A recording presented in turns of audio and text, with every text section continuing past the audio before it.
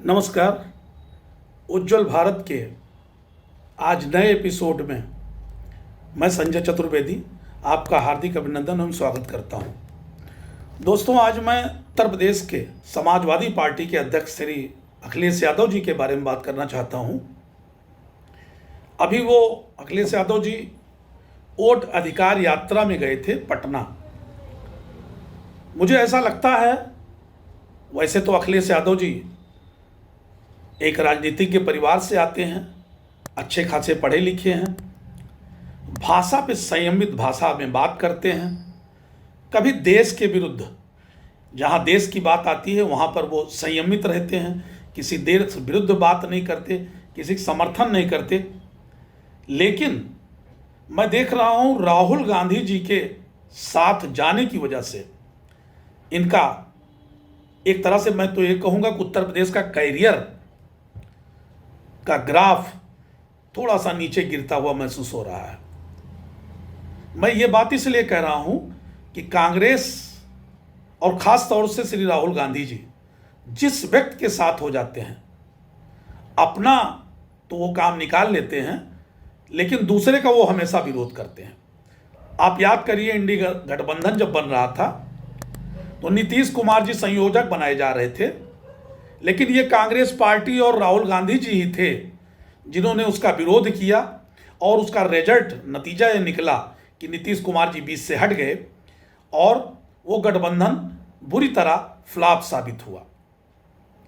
इसी तरह से आज राहुल गांधी जी श्री अखिलेश यादव जी को लेकर जो उत्तर प्रदेश में कहीं दिखाई नहीं देते थे, उनको लेके उनके साथ होके इन्होंने 17 सीटों पे चुनाव लड़ा पिछले लोकसभा में, और राहुल गांधी जी ने या कांग्रेस पार्टी ने 6 सीटों पर विजय प्राप्त किया और 6 सीटों पर इतने मार्जिन से हारे जहां वो जीत सकते थे। और इसमें कोई शक नहीं है कि इसमें 100% हाथ श्री अखिलेश यादव जी का था। लेकिन आप श्री राहुल गांधी जी की फितरत देखिए, वोट अधिकार यात्रा में तेजस्वी यादव जी को साथ में ले रखे हैं, अखिलेश यादव जी को भी बुला लिए, और ये अखिलेश यादव जी की मुझे ऐसा लगता है सबसे बड़ी गलती है, वहां जाकर उन्होंने गलती किया, क्योंकि राहुल गांधी जी इन लोगों को लेके अपनी आभा मंडल बढ़ा रहे हैं, अपनी आभा बढ़ा रहे हैं। जो उनके बारे में नहीं जानना चाहता, ये तो लोग मिलकर उनकी पार्टी को और श्री राहुल गांधी जी की छवि को बढ़ाने का प्रयास कर रहे हैं।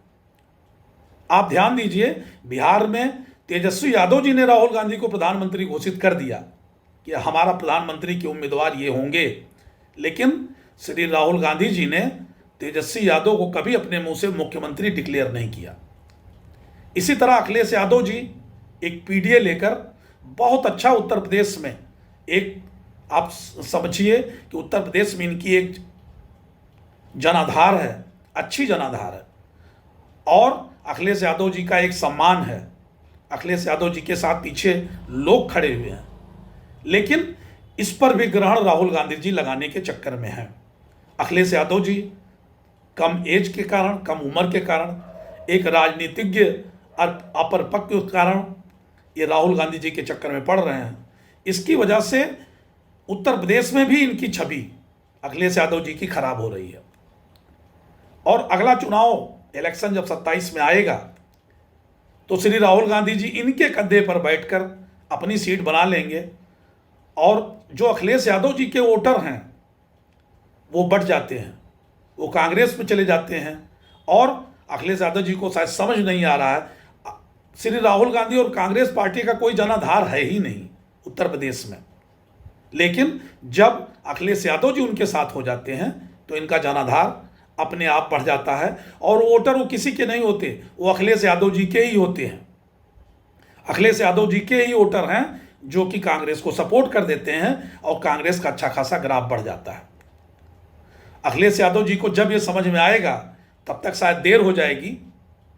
मैं एक विश्लेषक के तौर पे बिल्कुल कह रहा हूं कि तुरंत अखिलेश यादव जी को अपने बल पर, अपने दम पर, क्योंकि ये सिर्फ उत्तर प्रदेश के एक क्षेत्र में काम करते हैं और उत्तर प्रदेश में ही इनका बड़ा जनाधार है। कई प्रदेशों में अखिलेश यादव जी ने ट्राई भी किया, लेकिन वहां कांग्रेस ने इनका साथ नहीं दिया और अखिलेश यादव जी अकेले लड़ने के लिए मजबूर हो गए। लेकिन उत्तर प्रदेश में आके ये राहुल गांधी जी का साथ लेने के बाद ये अपनी पार्टी और अपना जनाधार को धीरे धीरे कांग्रेस की तरफ शिफ्ट करवा रहे हैं।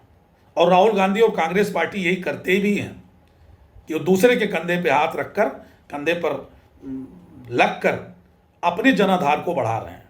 और जहां कांग्रेस और श्री राहुल गांधी जी का जनाधार है वहां किसी और को आने नहीं देते।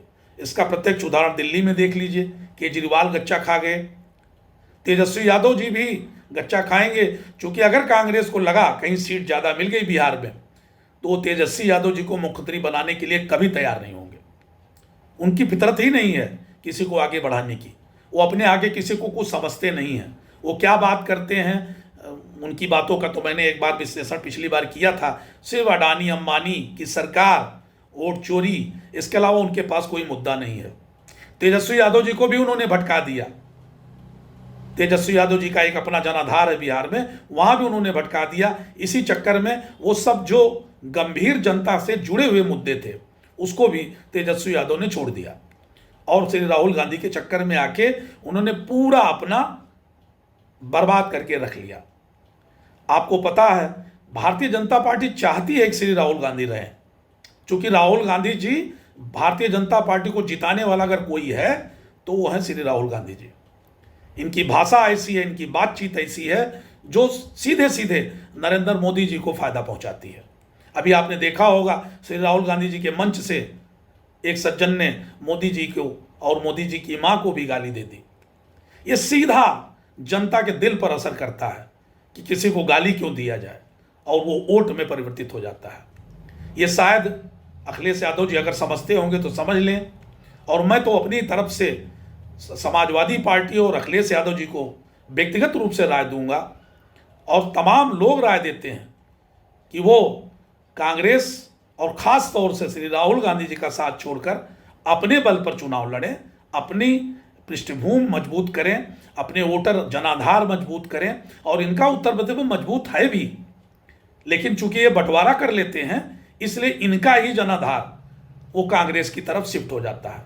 और उसके बाद धीरे धीरे ऐसा होगा कि कांग्रेस यहाँ एक मजबूत पार्टी, जहाँ इसका कोई पूछने वाला नहीं था उत्तर प्रदेश में, वो श्री अखिलेश यादव जी के कंधे पर चढ़कर एक जनाधार अपना उत्तर प्रदेश में बनाकर, और फिर जिस तरह से ये सबको झटका देते हैं, तेजस्वी यादव जी को भी मुख्यमंत्री नहीं बोल रहे हैं, केजरीवाल को खिलाफ लड़के केजरीवाल को हरा दिए, उसी तरह एक दिन उत्तर प्रदेश में भी अखिलेश यादव जी के साथ यही होना है।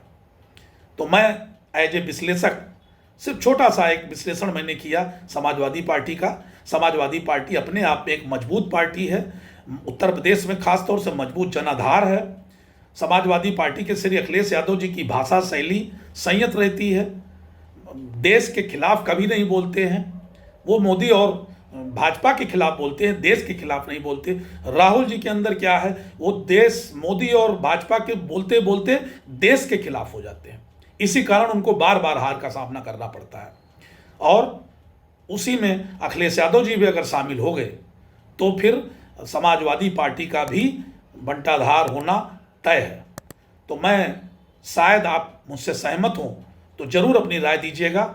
और मैं समाजवादी पार्टी और अखिलेश यादव जी से मैं चाहूँगा, हमारा कोई पार्टी का लेना देना नहीं है, लेकिन अगर अपना मजबूत जनाधार चाहते हैं और अपनी पार्टी को यहाँ लाना चाहते हैं, अपने जनाधार को बचाना चाहते हैं अखिलेश यादव जी, तो एक समझदार परिपक्व नेता हैं, खानदानी विरासत है नेतागिरी की।